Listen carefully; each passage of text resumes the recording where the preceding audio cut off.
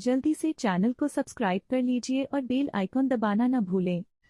Hello बच्चों, संख्या की प्रायिकता। एक क्वेश्चन है, पासे पर हम विषम संख्या आने की प्रायिकता ज्ञात कीजिए। तो आंसर,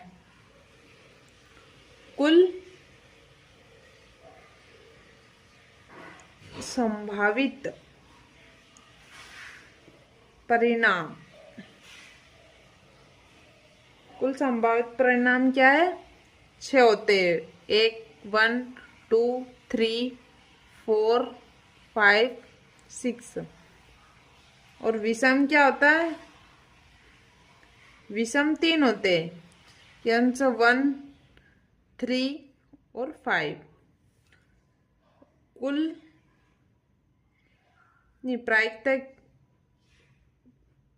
प्रायिकता P 6 3/6। तो क्या बचा? 1/2 आंसर।